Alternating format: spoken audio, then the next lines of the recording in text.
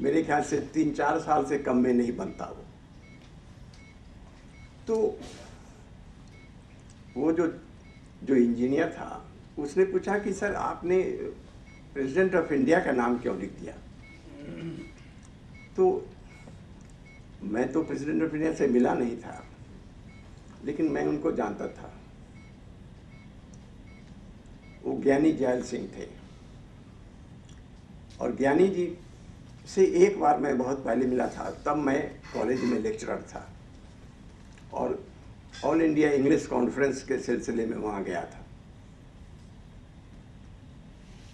तो केवल उतना ही ये था, और एक मैंने अपने स्कूल के कुछ बच्चों को वहाँ भेजा था और उनके लिए कुछ बच्चों के द्वारा बना हुआ कुछ सामान गिफ्ट के लिए भेजा था। तो उन्होंने कहा कि वो बहुत खुश हुए थे, बहुत खुश हुए थे। बोले कि खूब उन्होंने अपने हाथ से बच्चों को ये खाओ वो खाओ, और फिर लास्ट में पूछा था कि तुम्हारे प्रिंसिपल साहब कहाँ हैं? तो बोलते कि प्रिंसिपल साहब तो नहीं आए हैं। बोला कि नहीं, हम प्रिंसिपल साहब से मिलना चाहते हैं तुम्हारे। तो हमने केवल इसी बात से कि वो मिलना चाहते हैं, हमने लिख दिया था कि भेज दो, और वो 8 महीने में काम हो गया, जबकि बहुत मुश्किल होता है उसको बनने में।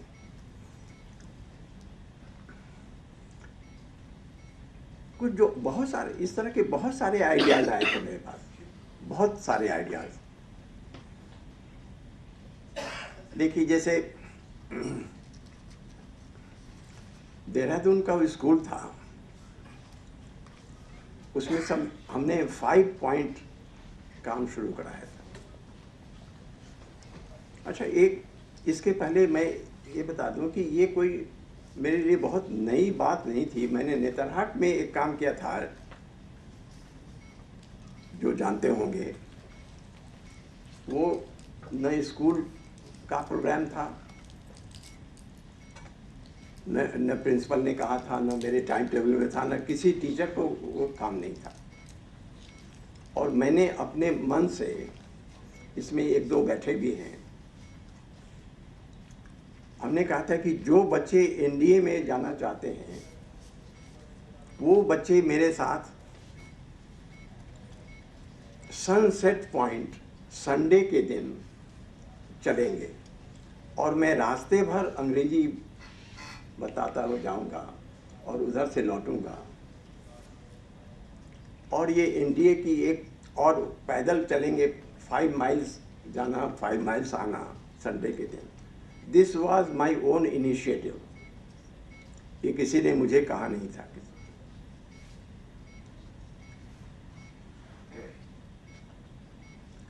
तो और मुझे याद आता कि, और इसी सिलसिले में मैं ये कहना चाहता हूँ कि जब हम चलते हैं, जब हम वॉक करते हैं, तो उस वक़्त जैसे हाथ से काम करते हैं और पैर से चलते हैं, तो चलने के समय अगर आप लॉन्ग वॉक पर हैं या शॉर्ट वॉक पर भी हैं, तो भी दिमाग में बहुत सारी चीज़ें आती हैं जो आपको आगे की ओर ले जा सकता है, बच्चों को आगे की ओर ले जा सकता है। एक और घटना मैं नेतरहाट की बताना चाहता हूँ कि एक बार वहाँ पर कुछ प्रिंसिपल को लगा कि कुछ इंडिसिप्लिन सा हो रहा है, क्योंकि कुछ बच्चे गेम्स में नहीं जा रहे थे, इधर उधर लॉइटर करते रहते, और अब पकड़े जाने पर कहते थे बीमार हैं, सिक हैं। प्रिंसिपल को अच्छा नहीं लगा। प्रिंसिपल ने मेरे नाम भेजा कि you are the convener of a discipline committee. तो हमने कहा कि मुझे क्यों बना रहे हैं, क्योंकि there were very senior teachers, D P Singh थे, त्रिपाठी जी थे, बड़े बड़े काफ़ी टीचर्स थे, मैं तो बहुत यंग था उस वक्त। तो मैंने कहा कि मुझे क्यों बना रहे हैं? बोले कि नहीं नहीं, यू फाइंड आउट, क्या करें हम, कैसे संभालें इसको। तो मैं बहुत पजल हुआ था कि मैं क्या बताऊं, मैं कैसे बताऊं कि बच्चे लोग कैसे क्या करेंगे। लेकिन मैं मैंने बैठ के सोचा, मैंने सोचा कि इस पर तो कोई किताब तो है नहीं कि पढ़ लें। मैंने सोचा कि शांति निकेतन के प्रिंसिपल को लिखते हैं। शांति निकेतन के प्रिंसिपल को मैंने लिखा। मैंने एक और जो लड़कियों का स्कूल है जो राजस्थान में है, क्या नाम है, हाँ हाँ राइट ओके, तो उसके प्रिंसिपल को लिखा कि वहाँ कैसे करते हैं आप, कैसे संभालते हैं। और मेरे ख्याल से ये फेसबुक पर आया भी था, ये मेरा लेटर, उसका जो जवाब आया था वो फेसबुक पर किसी ने डाल दिया था, वो जवाब आया था। उसमें रविन्द्रनाथ टैगोर ने क्या लिखा था, वो लिखा था उन्होंने कि रविन्द्रनाथ टैगोर, और उससे मेरे पास इतने आइडियाज़ आए। मैंने सोचा कि बच्चों को एक आइडिया है कि there should be a systematic there should be a systematic and regular appreciation of a students every day, every moment, every time। बच्चों को, जो बच्चा अच्छा कर रहा है उसका हमेशा बोला जाना चाहिए, उसके बारे में उसको बताना चाहिए, उसको पॉइंट आउट करें कि इस लड़के ने ऐसा किया है। तो अच्छाई को हम लोग केवल पनिशमेंट का सोचते हैं। We never think of systematic reward, we think of annual rewards। annual rewards से काम नहीं होता है। every moment should be rewarded, every small act should be rewarded, a good word। तो वो मुझे उस लेटर उसमें लिखा नहीं था, मगर मुझे वहाँ से समझ में आई, बहुत सारी बातें आई।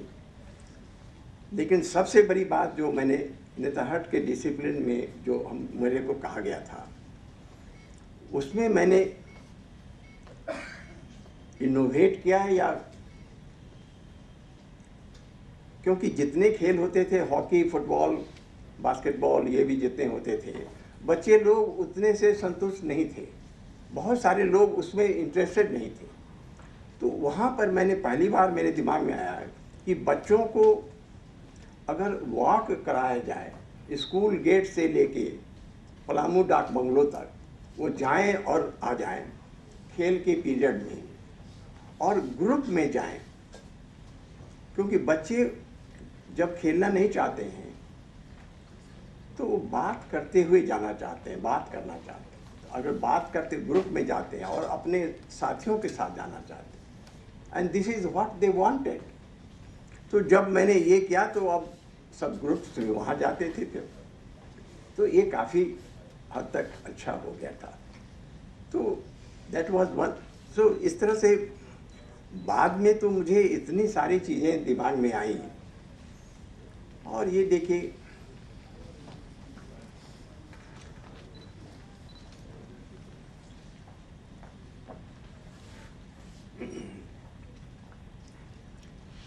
हाथ से काम करना, जब हम काम करते रहते हैं तो क्या होता है कि हम चाहते हैं कि जब हमारा काम हो जाता है तो हम बहुत अपने को एलिवेटेड महसूस करते हैं, बहुत संतोष होता है।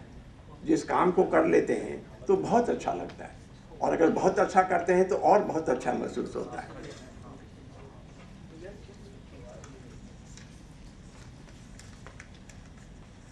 और हाँ, खाली जो हाथ का काम लिखने और पढ़ने के अलावा जो काम होता है, मैं ख़त्म करना चाहता हूँ, यहीं पर बहुत समय हो गया है। देखिए,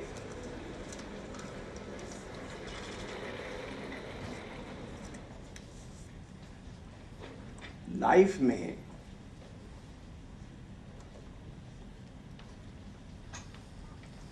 जो हम काम करते हैं उसी से जो कुछ है हम बनते हैं।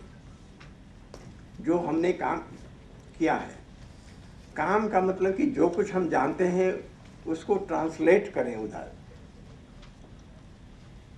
और जितना ज़्यादा ट्रांसलेटेड होता है इनटू एक्शन, उतना ज़्यादा सेटिस्फैक्शन भी होता है, उतना ज़्यादा दूसरे।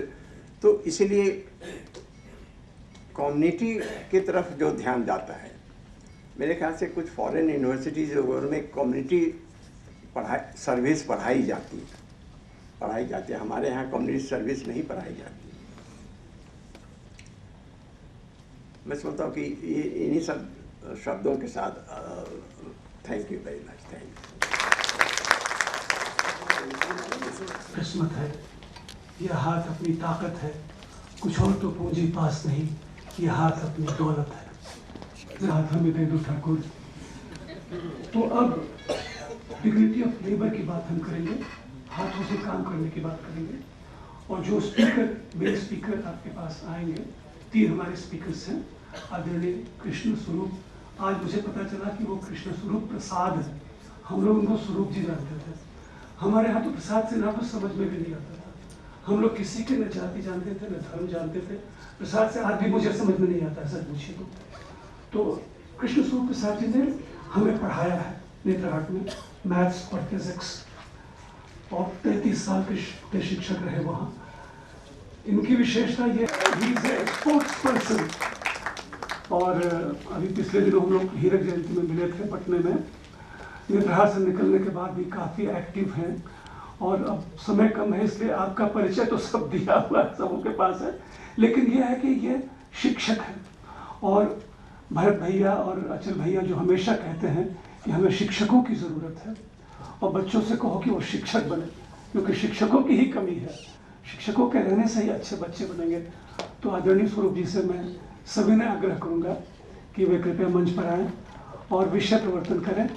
I have to speak in English because I have prepared my lecture in that language. It is very difficult to translate at this moment. Okay. So before I start, I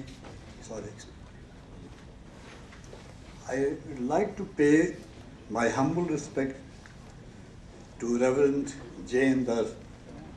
Generally we call him Pradhan Ji. We call Pradhan Ji always. He made a great contribution in building Netrahati School with his unbounded love for children and for their quality education. He was always keen for that. I am lucky to start my school teaching under his guidance. Pradhan Ji will remain a guiding inspiration to me and most of us. I pay my tribute to both the great soul, Mr. and Mrs. Dar. Mr. B.D. Pandey had been our colleague for 32 years, almost 32 years. So we had been together and working for physics and mathematics always. He also taught mathematics in the beginning. I also taught mathematics in the beginning. And then physics, and we also taught physics for the rest of my career. So you understand what is my regard to him. So I also respect him like anything. I respected him like anything, and I have learned many things of physics from him. His way of teaching was different, you know. So now my talk is, and before I understand, my talk will take most of the listener back to the age of 10 to 15, when they were doing little things which ultimately accrued as a great habit in the long run in their life. Netrahati School gives great importance for formation of good habits. Rules are laid down calculated to develop their students into a strong, hardy men and determined will and great enduring power. The daily routine too carefully determined to inculcate in them the sense of dignity of labor and formation of good habits. Listening my words, I am sure most of you will start remembering the good old days which you spent in Netrahati. Feeling good at heart, but remember, you have to give much more information and explanation to your wife and children. You have to justify it, what you have did there at the age of 10 and 15. You must have boasted many things, but you have to justify also. Whether you justify or not, they can very well understand that very thing. In Netherhard school, boys start the school with compulsory 20 minutes morning PT. Then house chores, arranging beds, clothing in cupboards, sweeping of dormitories, veranda, backyards, connecting roads, cleaning toilets. After lunch break in the school, serving food, cleaning of dining utensils, dining hall, all these exercises are assigned and done by rotation among the students living in the ashram. In the evening, 1 hour games, NCC, Scouts are compulsory for the boys. In the school, occasional special cleaning are done on 2nd October and Deepavali. These cleaning generally includes cleaning of glass pans of main building and other classes, arranging paintings and sculpture in art section, musical instrument music department, and on Vishkarma Day cleaning of tools in the wood and metal workshop. In the regular agriculture period, besides chori classes, cleaning of school garden, collection of leaves for manure making. Last year, the student and teacher, Mataji, Savapati, and the members of the executive committee, Netherhard Vidyalaya Samiti, planted about 1,000 plants in the school campus to maintain it green. The chief conservator of forest kindly graced the occasion. Fabrication of hangers, mugs, if you remember, dustbin in metal workshop, and after learning workshop skills and know-how, they constructed some art pieces also in the woodwork. Besides these in co-curricular activities, the school provides opportunity for music, sculpture, painting, stargazing, dramatics, trekking, photography, nature collection, rock climbing, library reading, aero modeling, ship modeling, and various societies like Bhugol Parshad, Vigyan Parshad, Samaj Seva Mandal. Though at present hobbies are not in full swing, but teachers have started doing efforts on this line. Not only that, they are trying to adopt 21st century hobbies like robotics and electronics. Dr. Prabhat Ranjan is helping us, and I hope that it will be a great success in the school also. Another important aspect on which the school gives emphasis from its very inception and from the first day joining the school, which I call as Ji Pratha. Mochi Ji, Soma Ji, generally we call like this, Dhobi Ji. We never call Dar Ji because he refused to accept this, because often we have just type of opportunity to say like that. He mused very well. And Namaste to all. This indicates that all types of jobs are respected equally, though their livelihood involves physical work or menial labor. It is held that the job carries dignity. Besides this, the faculty members, staff and their families, and even the students used to visit each other frequently and without any hesitation. These visits show that form an impression that there is hardly any difference on social platform, and the student call all such persons as Shriman Ji. Chahe wo clerk rahe ya kuch rahe, we call them Shriman Ji. So that's it. Sometimes a student painted football, hockey ball, goal post, and earned some money also. These litings are well consistent with the divine law that man must earn his bread by laboring with his own hand. This was first stated by a Russian writer named T.M. Domfrey. Later on, Tolstoy advertised it and gave it wider publicity. Mahatma Gandhi believed the nature has intended us to earn our bread in sweat. Everyone, therefore, who will idle away a single minute becomes to that extent a burden upon the neighbor. And to do so is to commit a breach of very first lesson of ahimsa. Work is worship. It is truest proverb. The idea contains in saying that the labor manual or otherwise is full of dignity and nobility. Action speaks louder than words. This is the procedure followed in Netherhard school. We follow the Gurukul Parambara. Association and imitation are the best way to convince their student. Dharma Sutra and Smriti, no doubt, devote some section or discussion of main feature of what may be conveniently described as secondary and college education. In the wider sense of education, is self-culture and self-improvement, the process will go on to the end of one's life.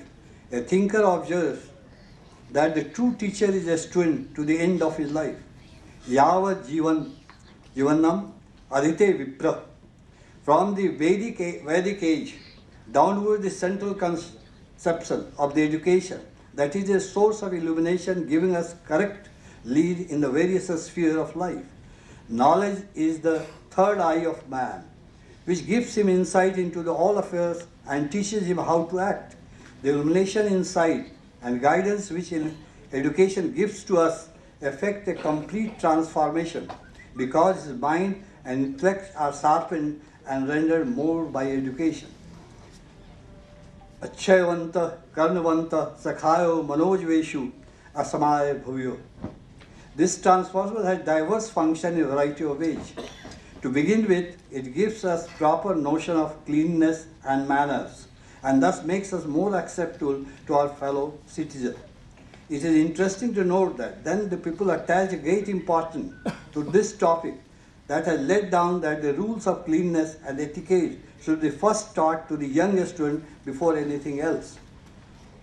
Respect for every kind of work in community and gratitude for people who shoulder our parts of work to make our life comfortable, cooking food, washing clothes, repairing shoes, helping in garden. They are not to be ordered, but to be spoken politely and respectfully. This parampara is followed today also. Labor is the key of success in life.